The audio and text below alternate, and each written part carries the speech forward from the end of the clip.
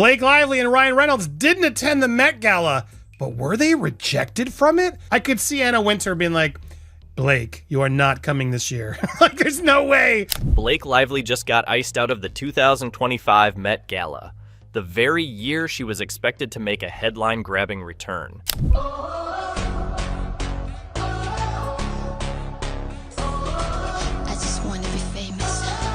But the only headlines now?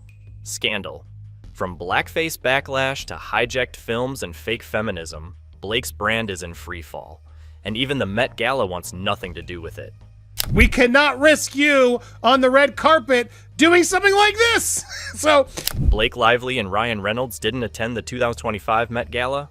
Yeah, sure. And I skipped the Oscars because I couldn't find parking. Let's just stop pretending this was some chill, mutual decision.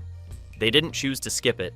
They were shut out, rejected, uninvited, politely blacklisted. Blake and Ryan were no-shows at the Met Gala. Now, this is an event they've been to a lot. They weren't there last year. She was editing the movie, It Ends With Us, stealing it from Justin's grasps. But now they didn't show up, and they have reasons. Whatever helps them sleep at night. They haven't shown up since 2022 when they were co-chairs, which was basically the peak of their Met Gala clout.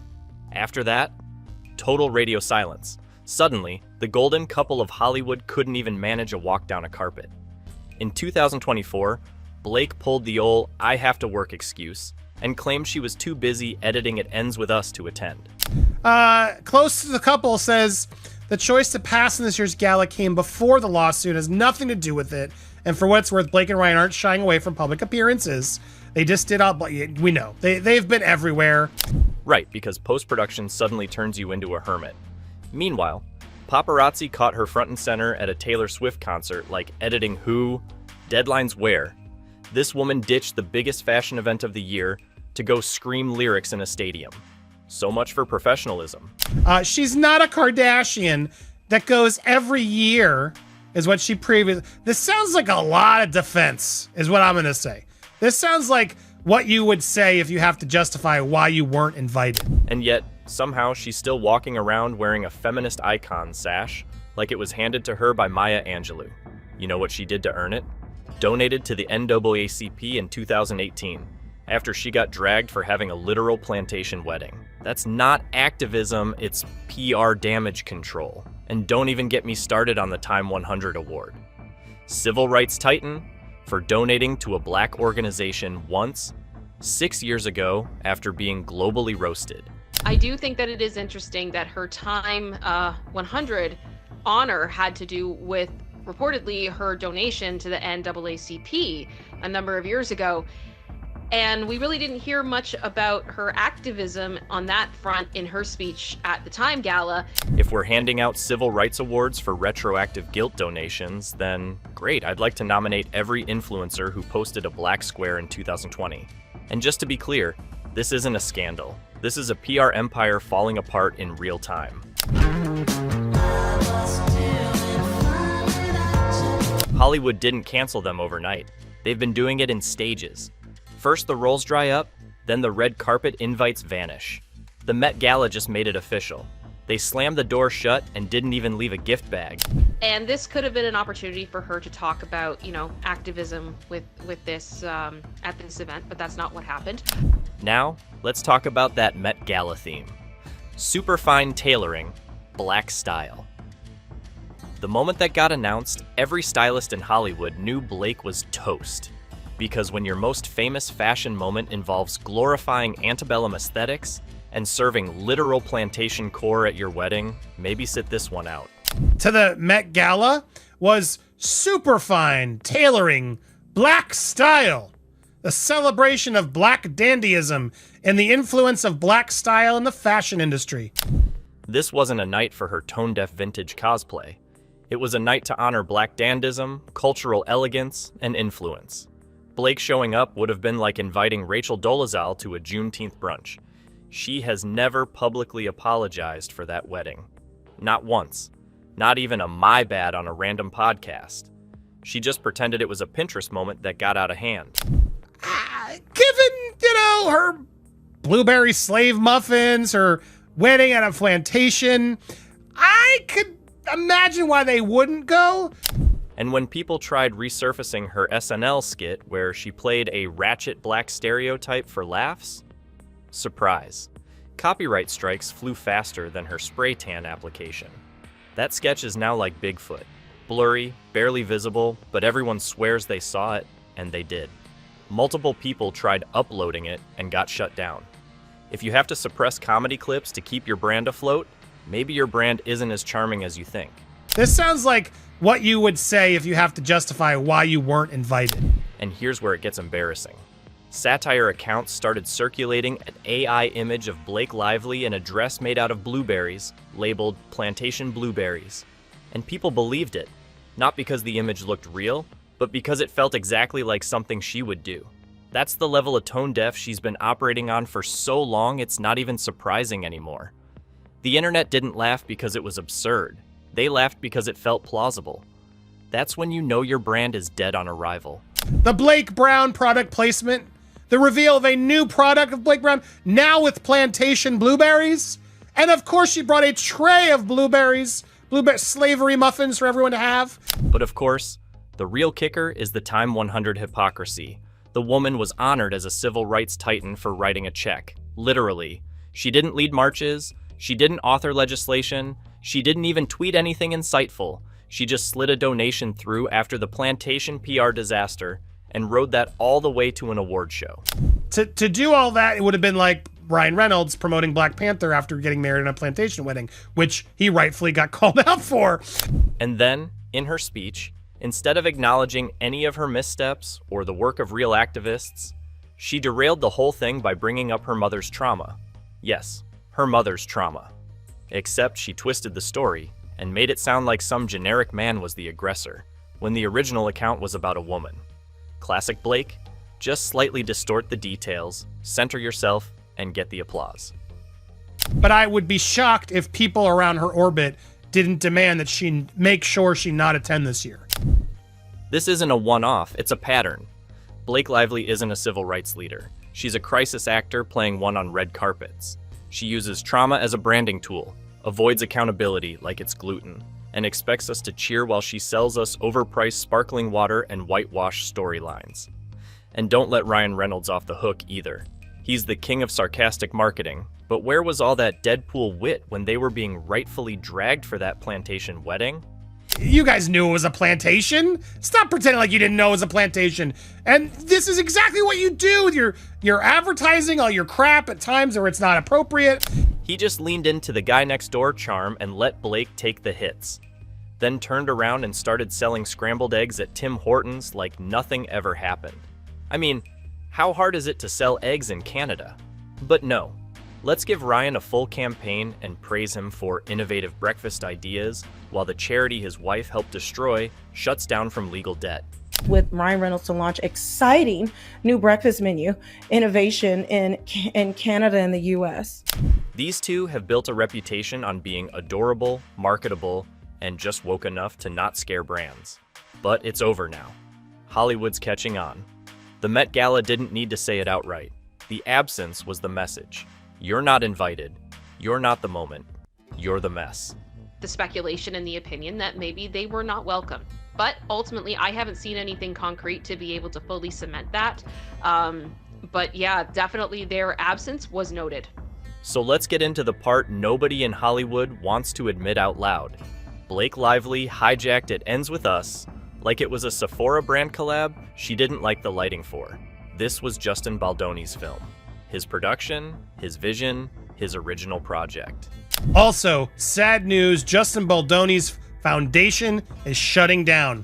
And how does Blake thank him for trusting her with the lead role? By demanding final cut privileges and allegedly kicking him out of post-production like she owned the building. This wasn't some vague misunderstanding. Multiple insiders say she straight up took over the editing room. Baldoni didn't even get to finish the version he started. Instead, Blake took the wheel, slammed on the gas, and drove the whole thing straight into Pinterest core trauma chic. This partnership was first teased in a video posted on Tim's social media channel in the lead up to the premiere of Deadpool and Wolverine. Okay, so maybe Tim Hortons are forced to do this.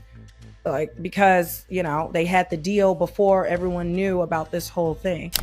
And while Blake was busy whitewashing abuse for the sake of marketability, Justin Baldoni's career was imploding in silence. This wasn't just a creative fallout.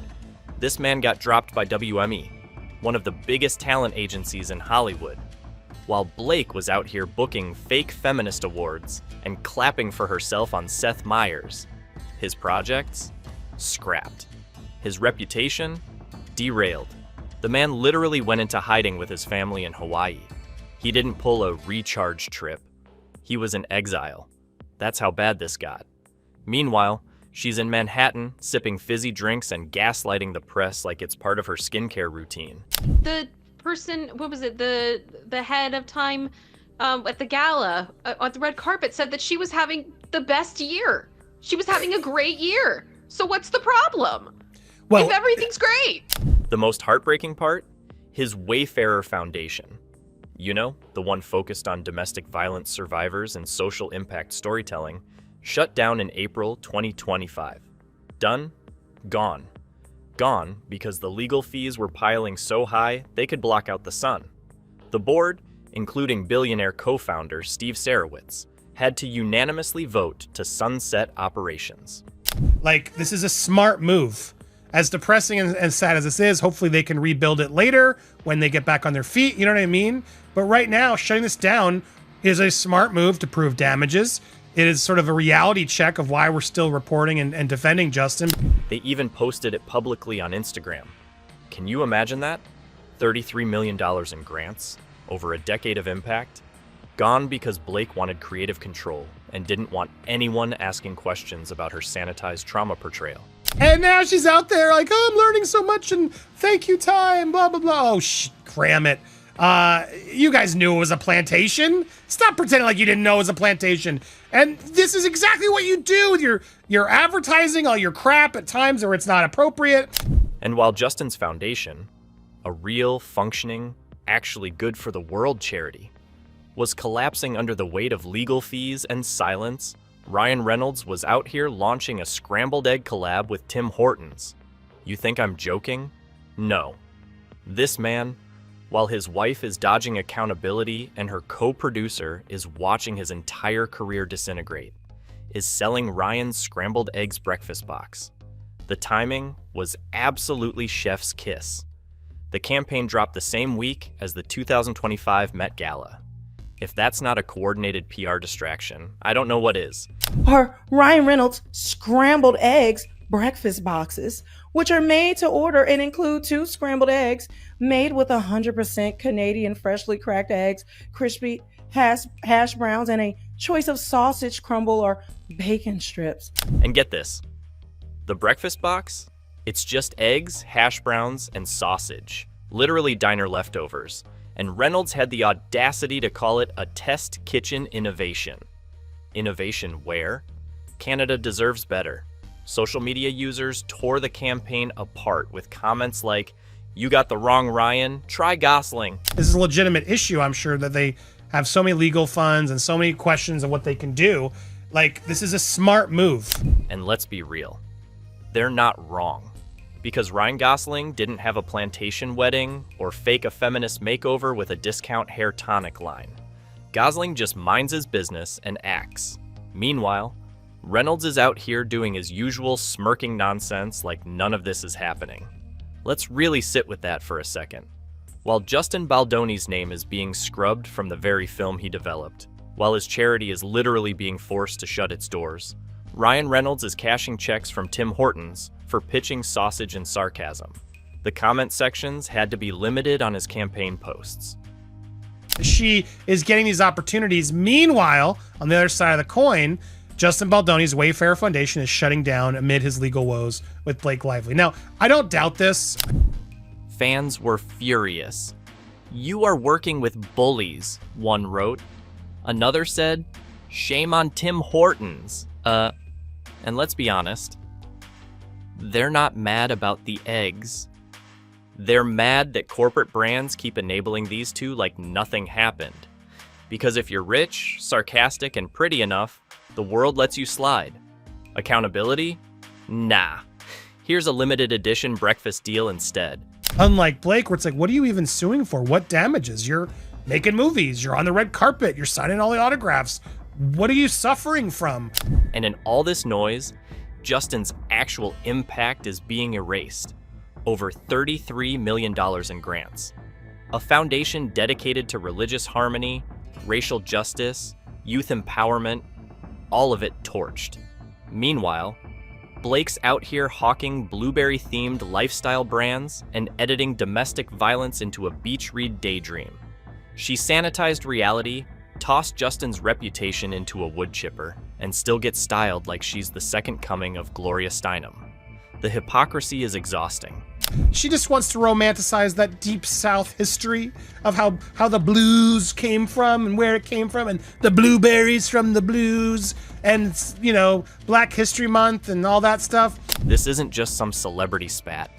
This is what happens when branding becomes more important than truth. Blake Lively rewrote the story. Literally. She changed the ending, cut the scenes, and kept the red carpets. And while she continues to smile for the cameras, Justin Baldoni is now a ghost in his own narrative. That's not Hollywood drama.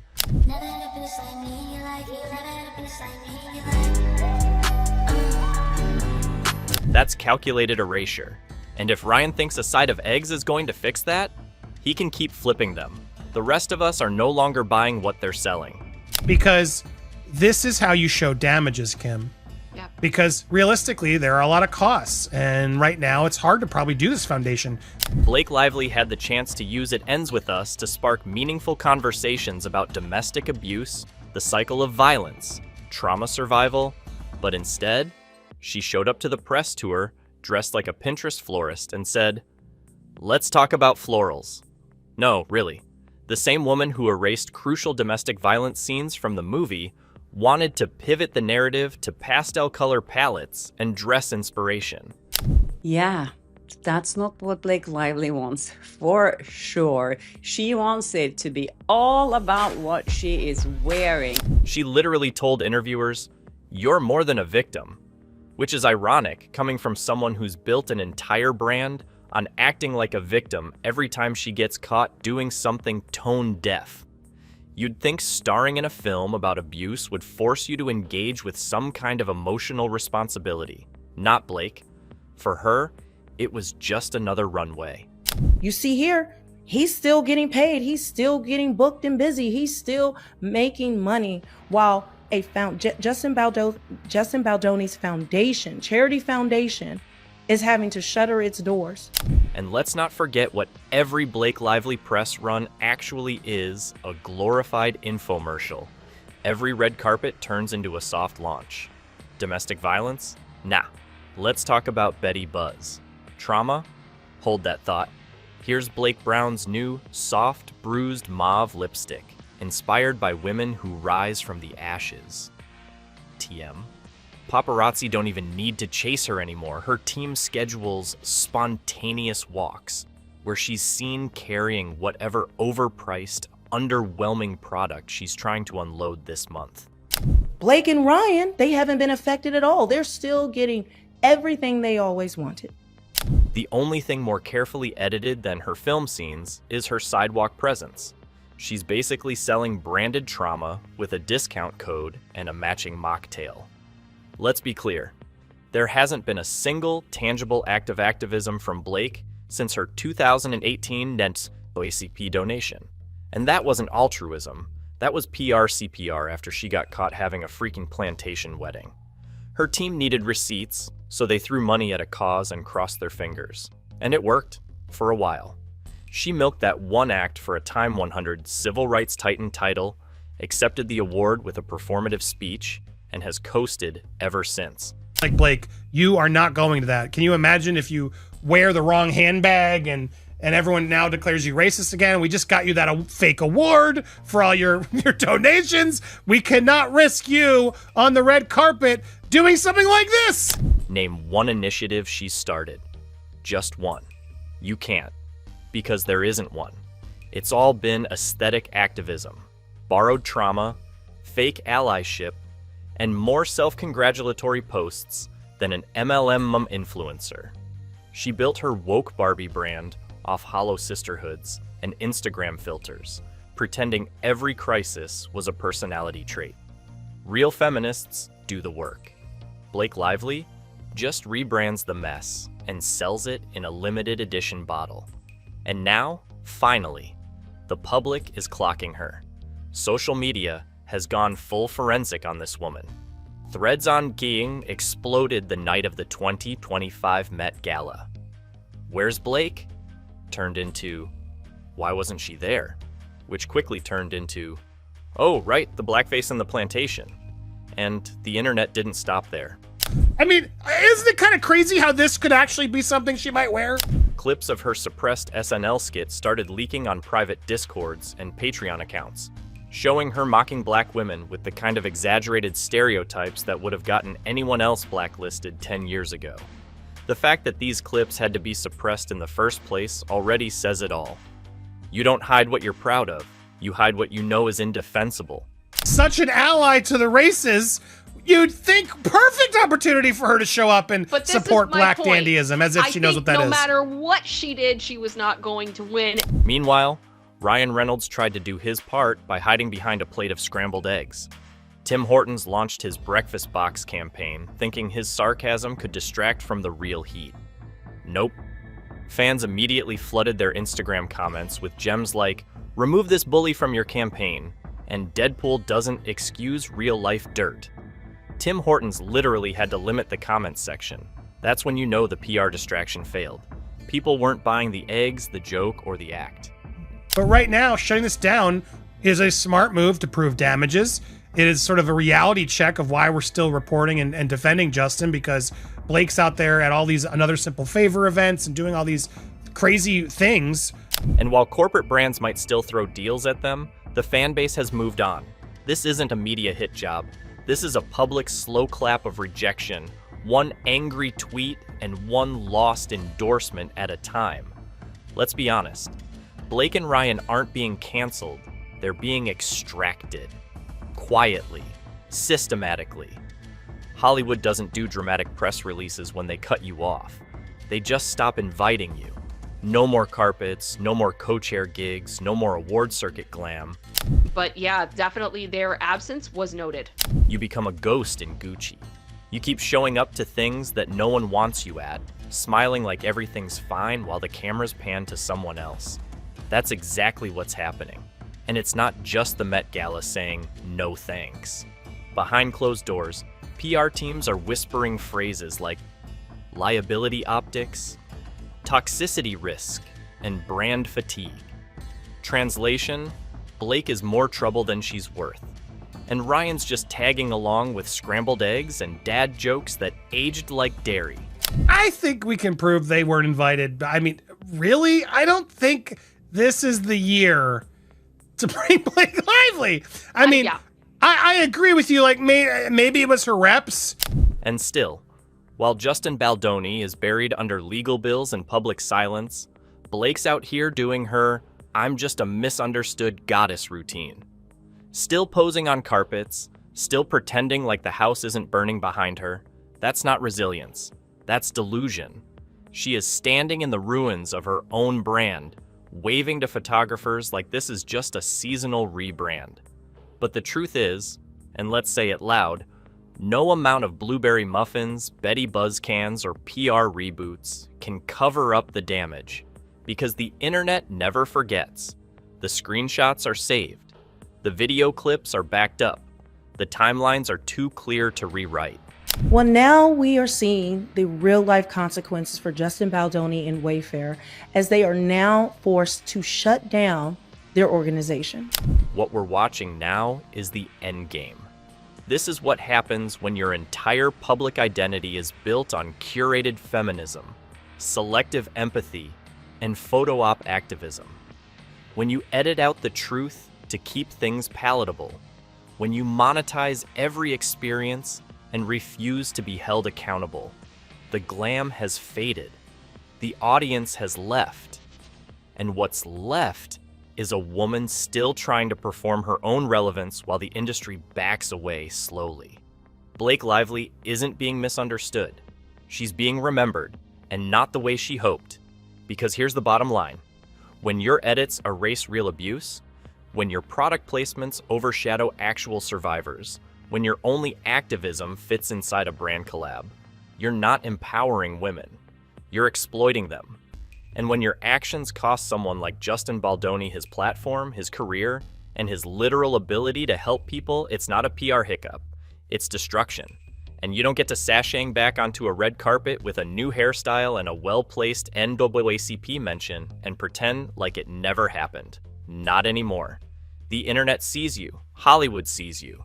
And it turns out the real you isn't that marketable after all. And if this is Blake's redemption arc, girl, it's giving season finale. Subscribe for part 4, because this meltdown isn't over yet.